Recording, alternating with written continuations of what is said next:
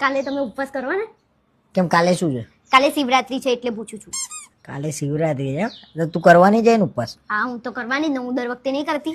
તો પૈસું લેવા ફોર્માલિટી કરું છું, મારું જમવાનું બનાવવાની છું. ના, મારો ઉપવાસ હોય તો હું તમારે જમવાનું શું લેવા બનાવું? તો ખાલી શું લેવા પૂછું છું મારી માં.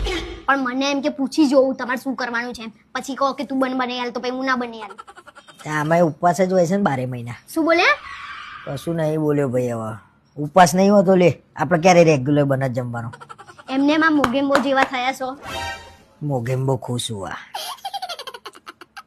બહુ હોશિયારી ના મારો, તમને તો હાથ ઉનાનું કરી લે ને તોય તમે વગોવતા જાઓ છો મને, બરાબર? મેં ખાલી એટલું પૂછ્યું શિવરાત્રી કરવાના છો કે નહીં? તો કરવી જ પડશે ને, હવે તું કરે તો મારે નહીં કરવી પડે કે? હા ને 12 મહિનામાં એક તહેવાર આવે છે, એ તો કરવો પડે કે નહીં ઉપવાસ?